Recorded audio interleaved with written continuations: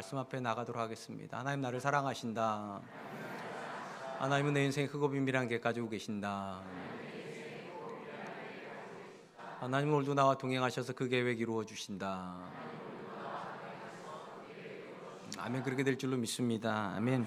우리가 이미 알고 있는 대로 유대인들은 서로 만나면 샬롬이라 그렇게 인사를 합니다. 이 샬롬이란 뜻은 평화란 뜻도 있고 평안이란 뜻도 있고 평강이란 뜻도 있고요. 우리식으로 말하면 안녕하십니까 정도로 이해하면 좋을 것 같습니다. 성경적 관점에서 보면 하나님께서 유대인들에게 주시는 가장 원초적인 복이 이 평강의 복입니다. 하나님은 그분을 신뢰하여 순종하는 자들에게 평강을 주시겠다 약속을 하고 계시기 때문입니다. 근데 특이한 것은 하나님께서 이스라엘에게 평강에 대한 복만 주신 것이 아니라 평강에 대한 명령도 주셨다는 것입니다. 성경적으로 보면 율법 안에서 두 가지 개념이 굉장히 중요한 개념으로 등장을 합니다. 하나님과 사람 사이의 가장 중요한 계명은 여호와를 경외하라는 명령이고요.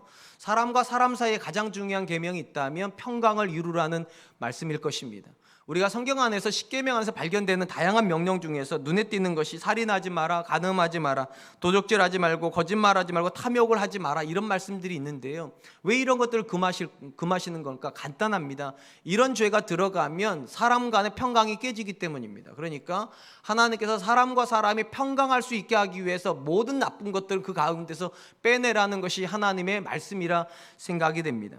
하나님 그분의 백성 안에서 샬롬의 상태가 유지되기를 원하시기 때문에 샬롬과 관련된 다양한 명령들을 이스라엘에게 하고 계심을 보여줍니다. 일명의 샬롬법이라고 부르는 법들입니다. 크게 세 가지 법을 제가 소개할 텐데요. 첫 번째는 안식일 명령입니다. 우리는 안식일 명령하면 예배에 대한 명령이라고만 생각을 하지만 사실은 이 명령 안에 사람과 사람 사이에 굉장히 중요한 명령이 들어가 있습니다. 바로 종들을 쉬게 하라는 것입니다.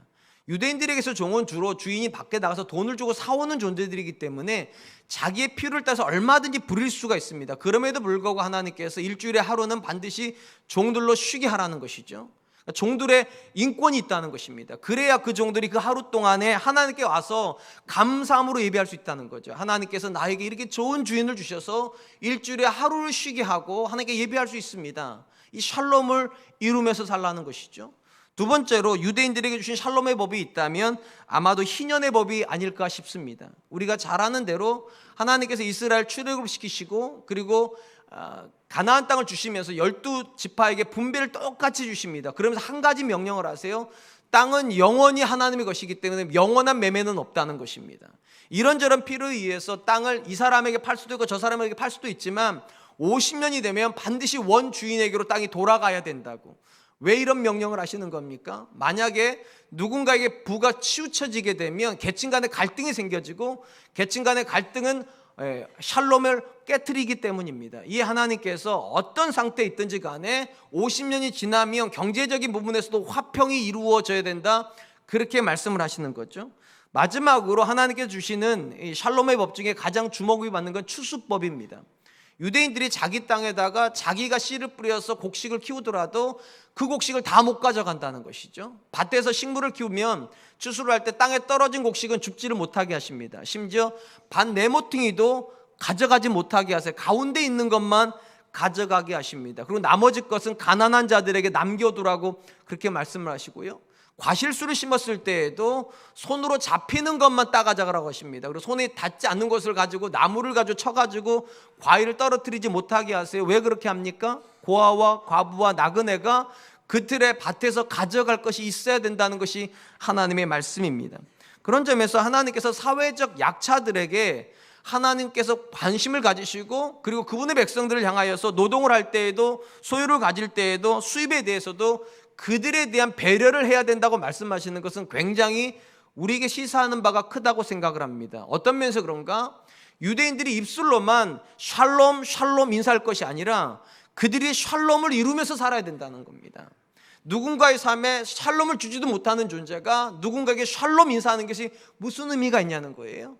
하나님께서 우리 삶에 샬롬의 복을 주셨다면 우리도 그들의 삶에 샬롬으로 기여를 해야 그것이 하나님의 백성다운 삶의 모습이라는 것입니다.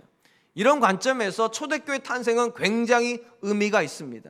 우리가 아는 대로 신약시대에 유대 공동체 안에 초대교회가 탄생을 했습니다. 초대교회가 탄생했을 때 유대인들이 깜짝 놀랐죠. 가장 우선적으로 놀란 것은 그들이 하는 방언 때문이었습니다. 생전 듣도 보도 못한 이방인들의 말을 그들이 막 하기 시작했기 때문에 그 소리 때문에 처음에는 놀랐습니다. 그런데 가장 본질적으로 유대인들이 크리스찬 때문에 놀란 것은 딱 하나입니다. 그들이 소유에 대해서 집착을 하지 않는다는 것입니다. 가난한 자들을 위해서 소유를 내놓습니다. 이방인들을 위해서도 소유를 내놓고 나그네들을 위해서도 소유를 내놓습니다. 우리가 잘 아는 것처럼 이스라엘 공동체 안에 성령이 임한 시점은 오순절입니다. 이 오순절에 많은 전국에 흩어져 있고 또 세계에 흩어져 있던 디아스포라 유다인들이 예루살렘으로 모였는데 교회가 탄생하는 걸 보고서 거기에 더 있고 싶었으나 이들을 먹여 살리는 문제가 있었습니다. 근데 참 놀랍게도 예수님을 먼저 믿었던 사람들이 자기의 집을 오픈해서 그들을 재워주고요, 자기 음식을 그들과 나누기 시작했습니다. 그리고 초대교회에서 가장 열심히 했던 사역이 무엇인가? 과부에게 도와주는 사역이었습니다. 그러니까 유대 사회에서 예수 믿는 사람들이 칭송을 받기 시작을 해요. 다른 것 때문에 칭송받은 것이 아니라 그들이 화평을 이루는 사람, 유대인들 말로 하면 샬롬을 그들의 삶으로 실천하는 사람들이었기 때문입니다.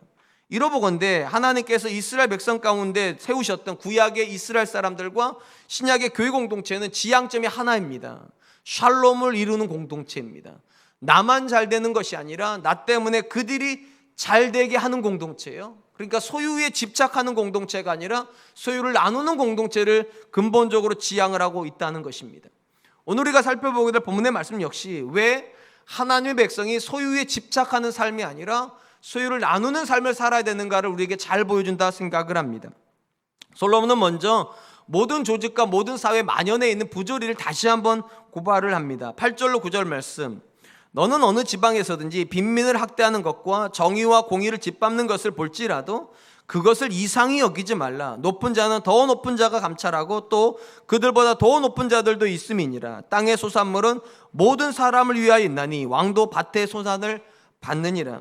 솔로몬은 사람이 사는 모든 곳에 빈민을 학대하고 정의와 공의를 짓밟는 일이 일어나고 그런 일을 볼 때 이상히 여기지 말라고 그렇게 이야기를 합니다. 이미 전도서 3장과 4장에서요, 사람들이 권력을 가지고서 연약한 자를 보호하는 것이 아니라 연약한 자들을 핍박을 하고 그들을 자기들의 목적을 가지고 이용한다는 것을 고발한 적이 있었습니다. 이 본문에서도 역시 똑같은 이야기를 하는 겁니다. 연약한 자들이 수탈을 당한다는 것입니다. 그럼 왜 수탈을 하는 것입니까?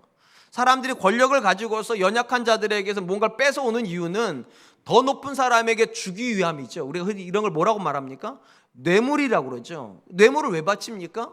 그 더 높은 사람 때문에 자기도 그 자리에 올라가기 위해서 자기의 유익을 위해서 뇌물을 바친다는 거예요. 어찌 보면 죄인이기 때문에 이렇게 사는 것일 것입니다. 그런데 본문에서 솔로몬이 약탈을 당하는 현장을 보고서 이상히 여기지 말라고 말하는 것은 그것이 죄인들이 하는 지극히 당연한 행동이기 때문만은 아닙니다. 거기 보니까 뭐라고 되어 있는가? 감찰하는 일을 하나님이 두셨다는 거예요. 그러니까 모든 권력은 하나님께 왜 세우셨는가? 이 핍박의 상황에서 감찰하기 위해서 그보다 더 높은 자를, 그보다 더 높은 이렇게 두셨고, 권력의 최정점에 하나님께서 서 계시고 그 하나님께서 이 땅의 모든 권력을 감찰하고 있기 때문에 핍박의 현장에 섰을 때 억울해하지 말라는 겁니다. 분노하지 말라는 거예요. 하나님이 이미 감찰하고 계시고, 그리고 그 하나님께서 뭐라고 말씀하시는가? 모든 땅의 소산을 이 땅에는 모든 사람을 위해서 내셨고 왕도 역시 그 하나님의 소산을 받아먹는 사람이다, 이렇게 말을 합니다. 자, 여기서 중요한 거, 하나님이 감찰하시는 분이라고 말한 다음에 바로 이어서 뭐를 말했는가? 하나님이 땅의 소산을 내시고 그 땅의 소산은 모든 사람을 위해서 존재한다라고 말하고 있다는 사실입니다. 여러분, 이 본문이 기록될 때 이미 이스라엘도 왕정 시대에 들어가 있었고요, 이스라엘 주변의 모든 나라들도 다 왕정의 시대를 살고 있었습니다. 왕정 시대가 무엇입니까? 계급 사회입니다. 맨 밑에 평민들이 있고 그 위에 이제 계급들이 존재하고 계속 올라가면 최정점에 왕이 존재합니다. 이 왕정 시대에서 가장 중요한 사람은 왕이고, 왕을 위해서 모든 밑에 있는 하부 조직이 존재합니다. 그리고 이 왕을 부욕하기 위해서 밑에서부터 세금이 걷어지기 시작합니다. 그러니까 이거는 당연한 거예요. 근데 문제는 무엇인가? 왕이 더 부유한 삶을 살고 더 넉넉해지려면 어떤 문제가 벌어지는가? 더 걷어들여야 된다는 거예요. 더 걷어들이다 보니까 수탈이 일어나고, 수탈이 일어나 보다 보니까 위에 있는 사람들은 부유하게 사는데 밑에 있는 사람들은 어려움을 당한다는 겁니다. 그 부분에 대해서 하나님께서 두 가지로 얘기하시는 거예요. 첫 번째, 하나님이 그들의 모든 행위를 감찰하고 계시고, 하나님이 주신 물질은 맨 위에 있는 왕에게만 주신 것이 아니라 모든 사람을 위해서 내주신 것이라고. 그 말은 왕이 어떤 편법을 동원하거나 힘을 동원해서 수탈을 한다는 것은 누구 것을 빼앗았다는 겁니까? 하나님의 것을 빼앗았다는 거예요. 하나님이 그들에게 주려고 하는 것을 하나님의 손에서 자기들이 뺏어가서 자기들의 집에다가 집어넣고 있다는 것입니다. 그런 점에서 경고예요. 이거는요, 하나님이 모르시지 않는다고. 심지어 왕도 자기 목만 가져가야 된다고, 그리고 모든 백성에게 자기 목이 있다고 하나님께서 선언하고 계시는 것입니다. 사랑하는 성도 여러분, 성경이 말하는 하나님은 분명히 하늘 위에 보좌를 가지고 계신 분이 맞습니다. 그런데 제가 늘 말씀드리잖아요, 하나님의 보좌는 언제나 비어 있을 겁니다. 왜냐? 그 하나님 역사 속에서 일하시는 분이시니까요. 오늘 본문에는 크게 두 가지로 일을 하십니다. 모든 사람에게 소유물을 주기 위해서 하나님께 일하시고요, 또한 그 소유물이 분배되는 현장에서 하나님께서 감찰하고 계시다는 것입니다. 누군가가 이 사실을 기억한다면 그는 얼마나 더 많이 버는가에 집중하는 사람이 아니라 사실은 얼마나 많이 나누는가에 더 집중해야 될 겁니다. 왜냐? 하나님께서 거기에 계시니까요. 소유가 나누어지는 현장에서 하나님께서 감찰하고 계시다는 것입니다. 우리가 아는 것처럼 이 땅에는 어떤 곳에도 사실은 물질이 부족한 곳은 없습니다. 무슨 말인가? 하나님께서 모든 사람이 먹을 만큼 언제나 주세요. 문제는 무엇인가? 이게 흘러가지를 않는다는 겁니다. 그리고 하나님께서 그 현장에 대해서 경고하시는 거예요. 흘러가도록 권세를 주신 것이고, 모든 권세 위에 가장 위에 계신 하나님께서 그것에 대해서 감찰하고 계신다고. 만약 우리가 이 사실을 기억한다면 우리는 더 많이 갖는 것이 아니라 언제나 물어봐야 됩니다. 내가 내 몫만 가져가고 있는가? 하나님께서 여러분들에게 주시는 것 중에 여러분 몫만 가져가는 것은 절대로 죄가 되지 않습니다. 그런데 내 몫 이상의 것을 가져가는 것은 죄예요. 왜냐? 내가 그만큼 가져가면 그들이 그만큼 못 가져간다는 거예요. 하나님이 기대하시는 것은 무엇인가? 땅에 있는 모든 사람들이 하나님이 주시는 모든 것을 같이 나누는 것입니다. 그리고 그것이 깨지는 순간에 무서운 일이 벌어진다는 겁니다. 왜냐? 하나님께서 이미 알고 계시니까. 저는 우리 사랑과 은혜교회 성도님들이 소유 자체만이 아니라 소유가 어떻게 나누어져 있는가에 대한 관심도 가질 수 있었으면 참 좋겠고요, 나 때문에 그들이 행복한 것을 또 하나의 우리 행복으로 그렇게 여길 수 있기를 주님의 이름으로 축원드리겠습니다. 한편 솔로몬은 하나님께서 감찰하심에도 불구하고 누군가가 수단과 방법을 가리지 않고 소유를 늘리고 있을 때 어떤 일이 벌어지는가에 대해서 경고를 합니다. 10절 말씀입니다. 은을 사랑하는 자는 은으로 만족하지 못하고 풍요를 사랑하는 자는 소득으로 만족하지 아니하나니 이것도 헛되도다. 이 진술을 잘 들어보면 누군가가 권력을 가지고 핍박을 하고 수탈을 하고 있다는 것은 그가 은을 사랑하는 사람이란 뜻입니다. 그리고 은을 사랑하기 때문에 온갖 것을 동원해서든 어떻게 해서든지 돈을 모으고 있다는 거예요. 그런데 이 사람에게 하나님께서 어떤 형벌을 주시는가? 은으로 만족하지 못하게 하신다는 겁니다. 우리가 지금 이 논리를 잘 따져보면 지금 이렇게 솔로몬 말하는 겁니다. 모든 것의 시작점에 하나님이 계세요. 하나님이 모든 소유로 모든 사람을 먹이시니까 우리가 이것을 믿는다면 당연히 성도는 누구로 만족해야 되는가? 하나님으로 만족해야 됩니다. 하나님이 주시는 분이니까. 근데 누군가가 분명히 하나님 앞에 예배는 드리기는 하는데 은에게 집착을 하고 소유에 집착을 하고 있다면 뭔가에 문제가 생겼다는 겁니다. 크게 두 가지 문제가 생긴 겁니다. 첫 번째, 믿음의 문제가 생긴 겁니다. 어떤 믿음이요? 하나님이 공급해 주신다는 믿음이 없으면 자꾸만 누군가 것에 쳐다보기 시작한다는 거예요. 나한테 주실 건데, 내게도 주실 건데 그걸 못 믿으니까 자꾸만 누군가에게 주신 것을 빼앗아 오려고 하는 마음이 생긴다는 거예요. 그러니까 여러분, 사실은 소유의 문제가 아닙니다. 믿음의 문제입니다. 하나님께서 나를 채우신다는 이 믿음이 있으면 사람은 소유에 집착하지 않는데, 이 믿음이 사라지니까 자꾸만 소유에 집착하는 거예요. 물질이 문제가 아니라 사실은 믿음이 문제예요. 그래서 성경에 나오는 모든 문제는 영적인 문제입니다.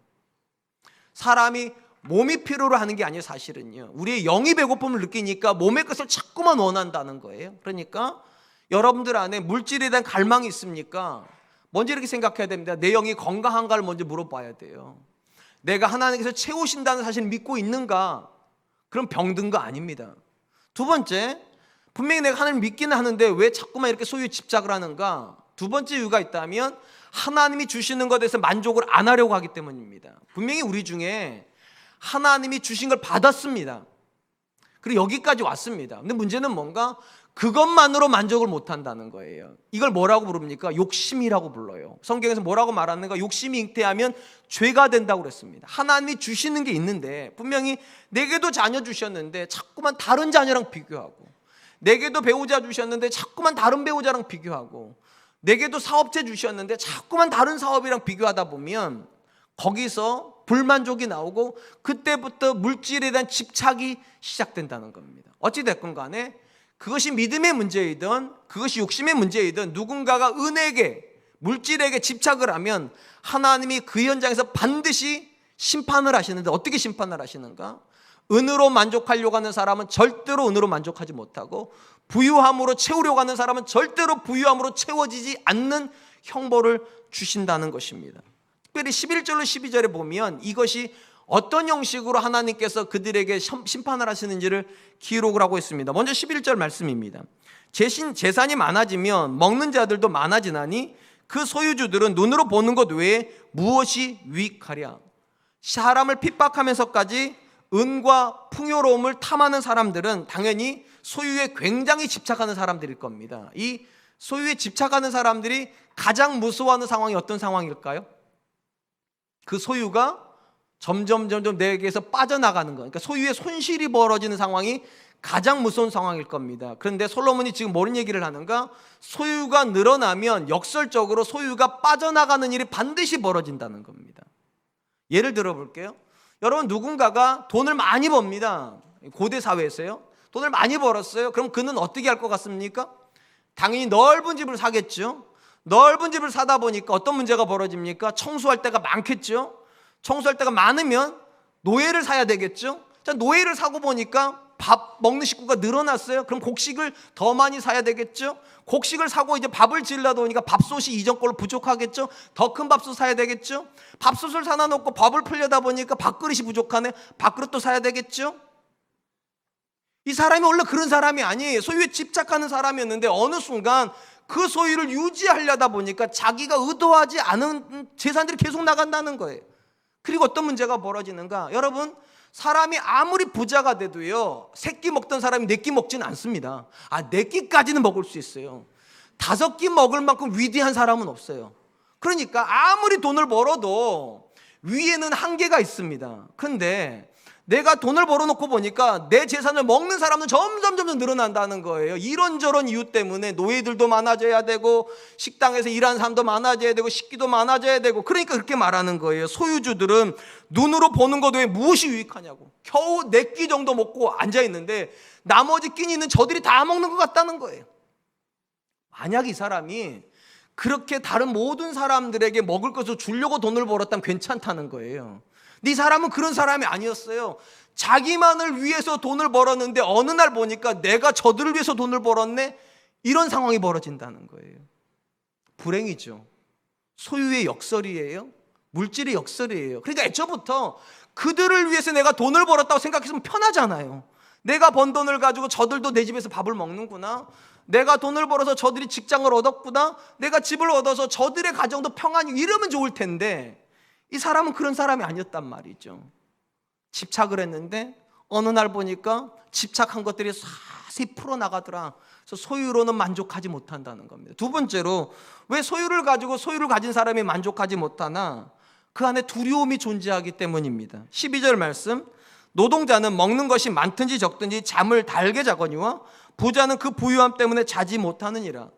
여기 나오는 노동자는 소유에 집착하는 이 부자가 고용한 일꾼일 겁니다. 이 부자가 어떻게 해서든지 일을 많이 시켜야 되니까 밖에 나가서 엄청난 일을 시켰어요, 노동자에게. 그랬더니 노동자는 집에 돌아오자마자 골아 떨어진다는 거예요. 너무 힘들게 살았으니까. 그래서 고운한 잠을 자는데 그 노동자에게 일을 시켰던 이 부자는 잠을 못 잔다는 거예요. 부유함 때문에. 왜 잠을 못 자는가? 왜 부유함이 잠을 못 자게 만드는가? 이 부유함이란 단어가 두 가지로 해석이 됩니다. 첫 번째는 물질로 해석이 돼요.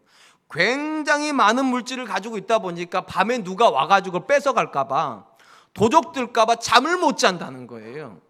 가난한 사람은 빼앗길 게 없으니까 편하게 자는데, 중국의 부자들이 그랬다고 하지 않습니까? 돈을 벌고 나니까 제일 먼저 한 게 담벼락 쌓는 일을 하더라는 거예요. 담벼락 쌓는 일. 빼앗길까 봐. 그러니까 부자가 마음이 넉넉해지는 존재가 아니라 부자가 되면 마음이 쪼그라든다는 거예요. 무서워지고 두려워져서. 그래서 잠을 못 잔다.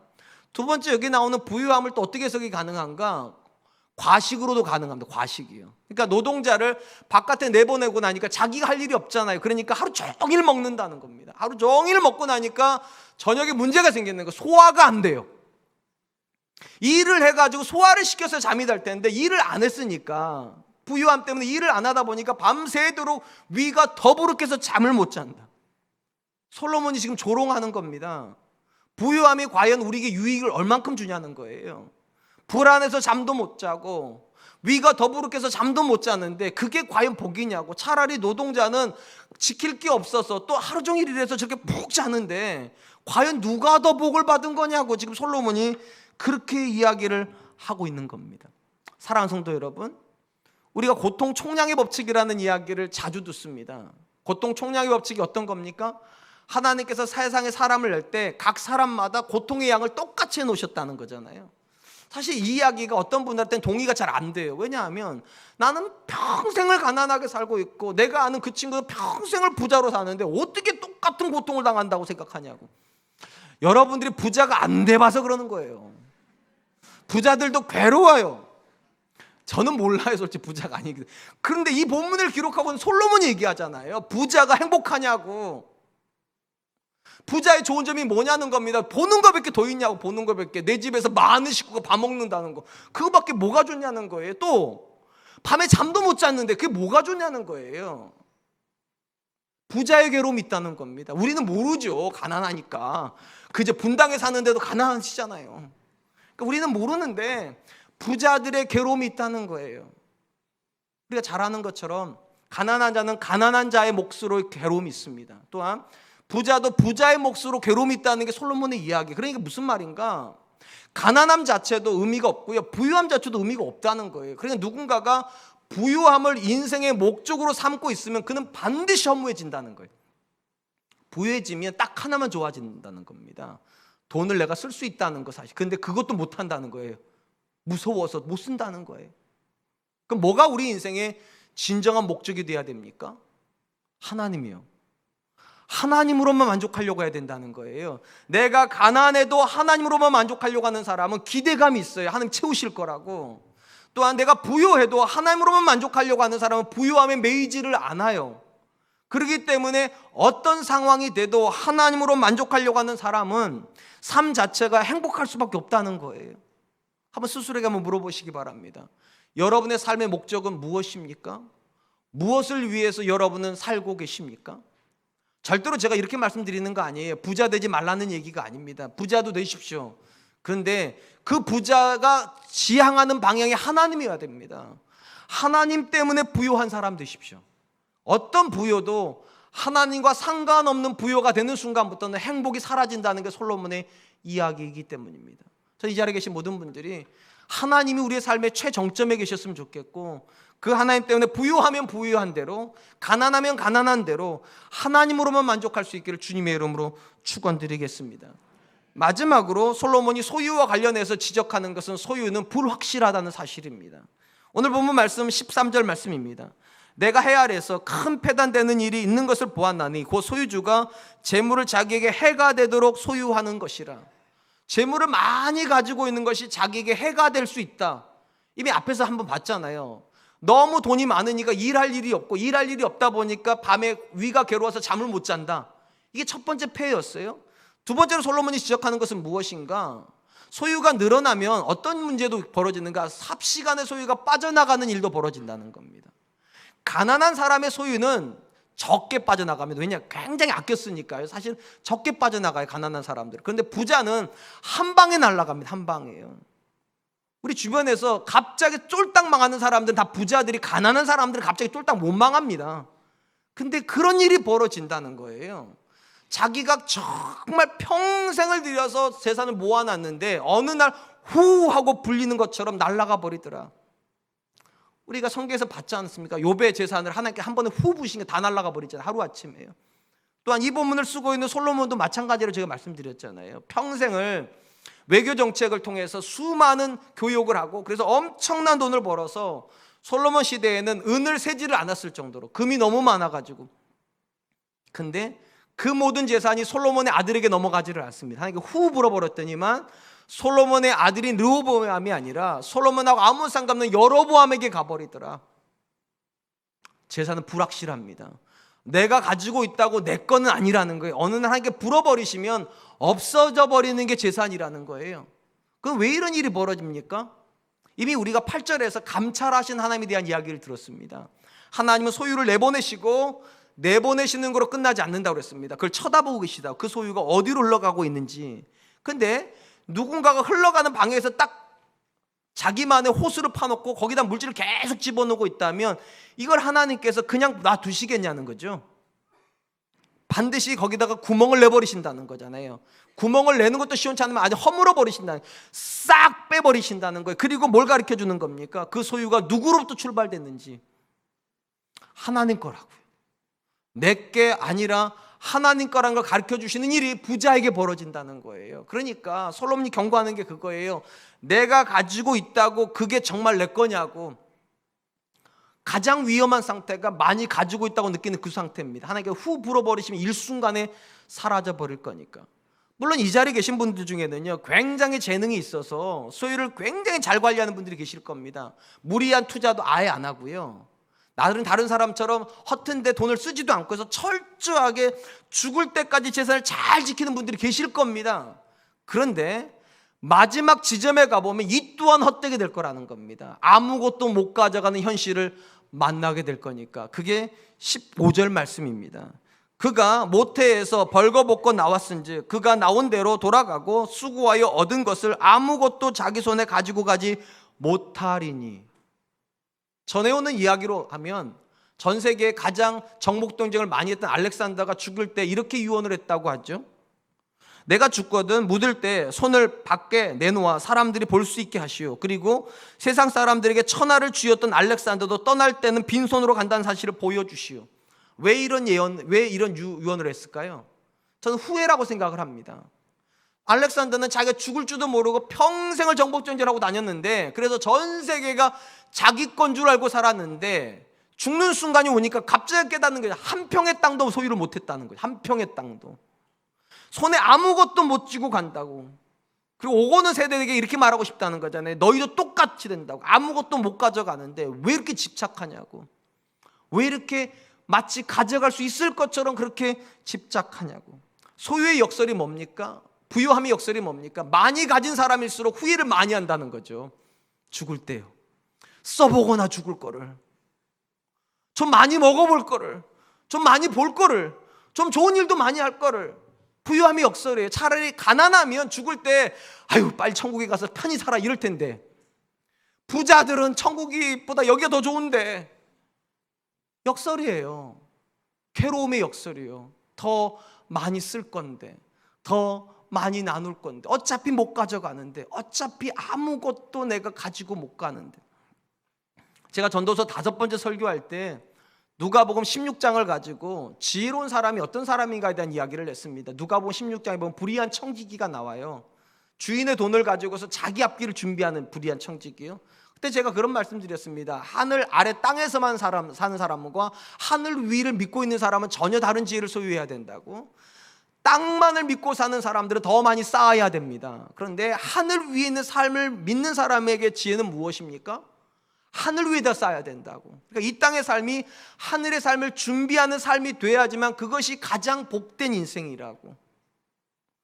이 누가복음 16장 불의한 청지기에 대한 이야기가 끝난 다음에 그 다음에 어떤 비유가 바로 등장하는가? 우리가 잘 아는 부자와 나사로 비유가 등장합니다. 한 마을에 부자가 있고 나사로가 있습니다. 부자는 호의호식을 합니다. 얼마든지 자기가 원하는 거 다 먹을 수 있고 자기가 할 수 있는 모든 일을 합니다. 그리고 그 집 앞에는 항상 가난한 사람이 와서 구걸을 합니다. 이름하여 나사로입니다. 그런데 어느 날 이 두 사람이 다 죽었습니다. 여기까지가 땅의 이야기입니다. 굉장히 짧게 기록이 되어 있어요. 그다음에 길게 뭐가 기록이 되어 있는가? 이 두 사람이 하늘 위에서 어떤 상반된 현실을 만났는가에 대한 기록입니다. 부자가 눈을 떠보니까 자기가 지옥에 와 있습니다. 너무 고통스러워 눈을 들었는데 눈을 들어 바라본 지점에 나사로가 있습니다. 그 나사로를 아브라함이 이렇게 품에 품고 있는 것을 봅니다. 그리고 아브라함을 향하여서 이 부자가 이렇게 요청을 합니다. 나사로의 손끝에다가 물 한 방울만 찍어다가 내 입에 혀를 좀 서늘하게 해달라고. 자비가 없다고 여기는. 그때 아브라함이 이 부자에게 뭐라고 말을 하는가? 누가복음 16장 25절, 아브라함이 이르되 얘 너는 살았을 때에 좋은 것을 받았고 나사로는 고난을 받았으니 이것을 기억하라. 이제 그는 여기서 위로를 받고 너는 괴로움을 받느니라. 이 비유의 핵심은 절대로요, 부자는 지옥 간다가 아닙니다. 또 절대로 가난한 사람 천국 간다는 것도 아니에요. 왜냐하면 이 본문에 나오는 아브라함은 엄청 부자였어요. 아시죠? 318명의 종을 가지고 있잖아요. 우리는 한두 명씩은 다 있죠. 우리 가면 신발 받아주고 밥 해주고 막 그러시죠. 근데 318명의 부자 동을 가지고 있는 이 부자인 아브라함도 천국에 가는 거 보니까 소유하고 천국에 가는 것이 꼭 비례하는 게 아니고 소유가 많으면 천국 못 가는 것도 아닙니다. 그러니까 이 비유의 핵심은 돈에 있지 않아요. 오히려 이 비유가 진짜로 강조하는 건 두 가지입니다. 첫 번째, 하나님은 여러분의 소유에 관심이 없다는 겁니다. 하나님께서 우리의 소유에 관심이 있다면 부자가 천국으로 갔어야죠. 근데 누가 천국에 가 있습니까? 나사로가 천국에 가 있습니다. 근데 왜 우리는 그렇게 부유함에 집착을 합니까? 사람들이 그 부유함으로 사람을 평가하기 때문입니다. 땅에서는 사람의 가치를 결정하는 게 돈입니다. 그러니까 우리는 우리의 가치를 높이기 위해서 절대적으로 돈에 집착을 해요. 근데 안타깝게도 하나님은 저와 여러분들이 어디서 왔는지 관심이 없어요. 천국 가서 혹시 이런 거 물어볼 것 같아요. 어디서 왔냐? 저 천당 밑에 분당에서 왔습니다. 뭐 그런 거 물어보실 것 같습니까? 절대로 안 물어봅니다. 이 본문이 주는 굉장히 아이러니한 표현이 있어요. 제가 앞에서 이렇게 말씀드렸잖아요. 부자와 나사로라고요. 나사로는 이름이고요, 부자는 한 사람을 나타내는 대명사입니다. 잘 사는 사람이란 걸 나타내죠. 엄밀히 말하면 유대인들에게 있어서 이름은 그 사람의 존재입니다. 그러니까 이름을 불러줘야 그 사람이 사람입니다. 근데 하나님께서 이 부자를 이름으로 안 부르세요. 부자 왔냐? 이렇게 하시는 거죠. 그러니까 사람들은 그가 얼마나 가졌는가를 가지고 그를 평가할지 몰라도 하나님은 우리의 소유에는 아무 관심이 없다는 겁니다. 제가 참 안타까운 거 언젠가 말씀드렸잖아요. 교회에서도 사람을 부를 때 이러잖아요. 저기 벤츠 타고 다니시는 분, 서울대 나오신 분, 박사님, 장관님의 아버님, 어머님 이렇게 불러요. 그리고 그것이 마치 자기 존재를 드러내는 것처럼 하나님 앞에 가서도 이렇게 기도하실 겁니까? 장관 아들을 두고 있는 장로입니다. 이러실 겁니까? 기도하실 때 하나님, 저는 서울대 나온 아들을 키우고 있는 아빠입니다. 이렇게 기도하실 겁니까? 하나님 거기에 관심 없습니다. 하나님의 관심은 하나님이 여러분을 아시는가예요. 하나님이 여러분을 아시는가. 그리고 하나님은 누구만 아는가? 여러분들이 하나님을 알 때 하나님도 여러분을 아시는 겁니다. 감찰하시는 하나님이요. 하나님께서 여러분들에게 그 물질을 보내주셨을 때 그 물질이 하나님께로 왔다는 걸 알고 그 물질을 하나님 기뻐하는 걸 흘려보낼 때 하나님께서 그곳에서 여러분을 아신다는 거잖아요. 두 번째로 이 비유에서 가장 중요한 초점은 이것입니다. 하늘 위의 삶은 죽어서 결정되는 것이 아니라 살아있을 때 이미 결정됐다는 겁니다. 살아있을 때. 여기서 위가 결정이 된다는 거예요. 어떻게 결정되는가? 땅에서 고난을 받았으니까 나사로는 평안을 받는 거고요, 땅에서 그 부자는 평안을 받았으니까 하늘에서 고난을 받아야 된다는 거예요. 굉장한 역설이에요. 여러분, 천국이 왜 평안의 땅입니까? 전제가 있어요. 땅이 고난의 땅이어야 된다는 전제입니다. 땅에서 고난을 받았으니까 천국에서 평안을 누리는 거예요. 이 말은 절대로 땅에서 내가 고난을 받아야만 한다 그런 뜻이 아니라, 정확히 말하면 내가 하나님 때문에 괴로운 삶을 살아야 하나님께서 천국에서 하나님 때문에 평안을 주신다는 겁니다. 하나님 때문에 내가 괴로운 삶을 살아야 된다. 우리 중에 소유를 나누는 것이 기쁜 사람이 얼마나 있겠습니까? 그건 괴로운 일이에요, 사실은. 근데 왜 그거 해야 되냐는 겁니다. 내가 나를 괴롭게 안 하면 하나님이 나를 괴롭게 하실 거니까요. 내가 나를 괴롭게 하면 하나님 나를 평안케 하실 거고요. 이 자리에 계신 분들 중에 내가 나한테만 헌신하는 분들이 계십니까? 내가 내 자녀한테만 헌신하는 분들이 계십니까?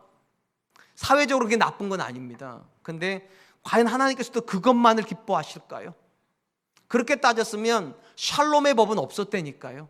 샬롬의 법의 핵심이 무엇입니까? 내가 그들의 평안에 헌신해야 된다는 거예요. 그리고 그것 때문에 고난당하는 자들에게 하나님께서 천국의 삶을 주신다. 사랑하는 성도 여러분, 누가복음 16장에서 이 부자의 가장 큰 아픔이 무엇입니까? 가장 큰 불행이 무엇입니까? 그는 자기를 괴롭게 하지 않았다는 겁니다. 있는 동안에 그 모든 소유를 가지고 자기만을 위해서, 자기 가족만을 위해서, 자기의 필요만을 위해서 쓰다가 막상 죽고 나니까 어떤 문제가 벌어졌는가? 하나님께서 그를 괴롭게 하시더라는 거. 그를 괴롭게 하시더라. 왜 이 땅에 사는 동안에 그는 자기를 괴롭게 안 했습니까? 사람들이 그 소유만을 가지고 그를 평가한다고 생각했기 때문입니다. 그리고 부자는 그 소유가 흘러나가는 걸 두려워합니다. 믿음의 사람들은 그걸 두려워하지 않습니다. 믿음의 사람들이 정말로 두려워하는 것은 하나님이 내 인생을 평가하신다는 사실이에요. 사람들이 나를 어떻게 생각하는가가 중요한 게 아니라 하나님이 나를 어떻게 생각할까가 가장 중요한 사람들, 그 사람들이 믿음의 사람들입니다. 과연 하나님은 지금 우리를 어떻게 평가하실까요? 여러분들은 여러분의 물질이 여러분 하나님께서 기뻐하시는 데 쓰여져야 된다고 생각하십니까? 적어도 여러분들은 여러분 스스로가 부자라는 거 인정하십니까? 제가 말씀드렸잖아요. 분당 정도 살면 부자라고요. 제가 이렇게 설교했더니 또 어떤 분 이러시더라고. 나는 오포 사는데. 아, 그래요? 오포 사는 분들도 계시. 근데 오포 사는 분들 중에도 부자 있어요. 왜 없어요? 다른 건 모르겠는데 대한민국에서 사랑과 은혜교회 정도 다닐 정도면 우리가 다른 부분보다는 어떤 부분에서는 분명히 누군가보다 나은 위치에 있을 겁니다. 그걸 주신 분이 하나님이시고요. 그리고 하나님 주시고서 아무 생각 안 하시는 분이 아니라는 거예요. 감찰하시는 분. 내 삶에 대해서 하나님은 뭐라고 말씀하실까? 내 물질에 대해서 하나님 뭐라고 말씀하실까? 내 이 위치에 대해서 하나님은 뭐라고 말씀하실까? 이것 때문에 내가 나를 괴롭게 하면 천국은 평안의 장소가 될 것이고요. 이것에 대해서는 괴로움을 하나도 못 느끼는 사람은 분명히 하늘에 가가지고 하나님께서 괴롭게 하시는 삶을 만나게 된다는 거예요. 그게 부자와 나사로의 이야기입니다. 이제 말씀을 맺으려고 합니다. 솔로몬은 전도서 5장을 마무리하면서 소유로 인해서 허무한 결론을 맺지 않게 하기 위해서 이런 결론을 우리에게 줍니다. 18절 19절입니다. 사람이 하나님께서 그에게 주신 바 그 일평생에 먹고 마시며 해 아래에서 하는 모든 수고 중에서 낙을 보는 것이 선하고 아름다움을 내가 보았나니 그것이 그의 몫이라. 또한 어떤 사람에게든지 하나님이 재물과 부요를 그에게 주사 능히 누리게 하시며 제 몫을 받아 수고함으로 즐거워하게 하신 것은 하나님의 선물이라. 솔로몬이 부유함을 주실 때 능히 즐거워하는 마음도 주셨다고 말씀했습니다. 여기서 능히라고 하는 말은 능력이란 뜻입니다. 그러니까 하나님께서 한 사람에게 어떤 물질을 주실 때 그게 어떤 능력도 주시는가, 이 물질을 능히 쓸 수 있는 능력도 주신다는 겁니다. 그리고 어느 것만 써야 되는가, 자기 몫을 받아 수고함으로 즐거워하는 거예요. 그러니까 하나님께서 우리에게 주시는 몫만 가져가고 그거를 가지고 가서도 쟁여놓는 사람이 아니라 그를 능히 써서 즐겁게 하는 것이 하나님의 뜻이랍니다. 그런 관점에서 한 번만 생각해 보시기 바랍니다. 부유한 사람이 왜 불행한 사람이 됩니까? 왜 돈이 많아서 재수 없는 사람이 됩니까?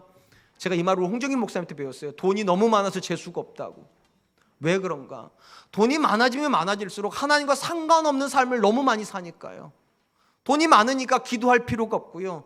돈이 많으니까 아쉬울 게 없으니까 하나님 앞에 간절함도 하지도 않고요. 그러다 보니까 점점 천국은 멀어진다는 거예요. 혹시 이 자리에 계신 분들 중에 나는 부유하다, 나는 참 행복하다, 나는 참 안전하다 생각하는 분들이 계십니까? 예, 지금까지는 그러실 겁니다.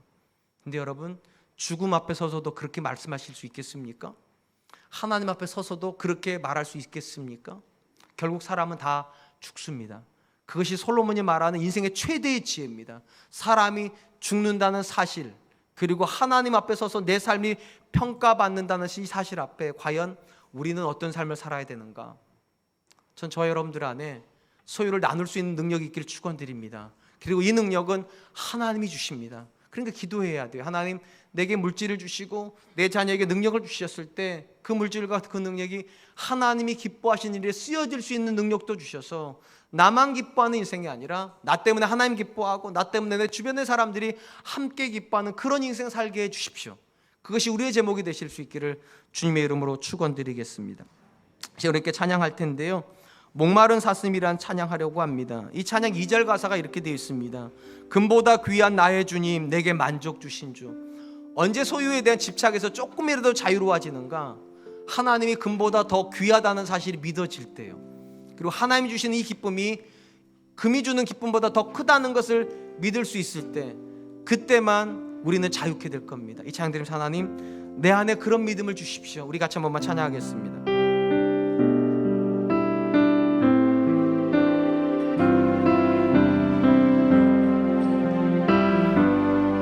목마른 사슴 시냇물을 찾기에, 목마른 사슴 시냇물을 찾아 헤매이듯이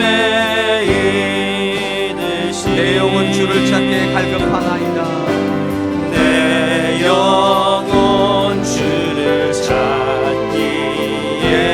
갈급하나. 주님만이 나의 힘, 나의 방패, 나의 장소가.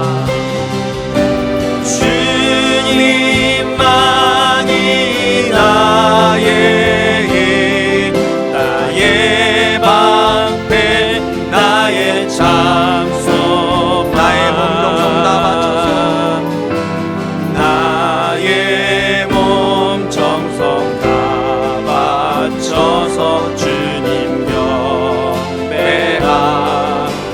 금보다 귀한 나의 주님, 내게 만족 주신 주. 금보다 귀한 나의 주님, 내게 만족 주신 주. 당신만이 나의 기쁨, 당신만이 나의 기쁨 또한 나의 창고. 주님만이 나의 힘, 나의 방패. 주님만이 나의 힘, 나의 방패, 나의 장소만. 나의 몸 정성, 나의 몸 정성 다 바쳐서 주님 경배합니다.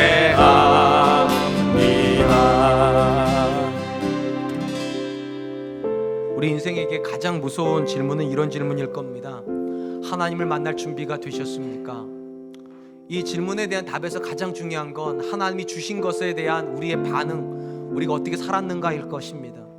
우리에게 물질을 주셨는데 그 물질을 가지고 어떻게 살았는지, 우리에게 자녀를 주셨는데 그 자녀를 우리가 어떻게 키웠는지, 우리에게 인생을 주셨는데 그 인생을 가지고 나는 무엇을 했는지, 이게 아마 가장 중요한 답일 것 같습니다. 그리고 답이 있습니다. 하나님이 샬롬을 이루라고 말씀하십니다. 우리 때문에 우리 주변에 있는 사람들이 하나님의 평강을 누릴 수 있다면 우린 잘 사는 겁니다.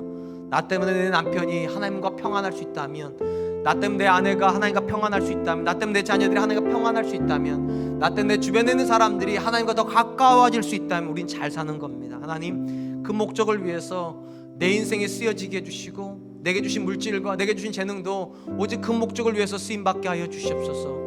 물질로 만족하는 사람이 아니라 주님으로 만족하는 사람 되게 해주십시오. 우리 같이 한 번만 기도하겠습니다. 기도합니다. 하나님, 많은 시간에 감사합니다.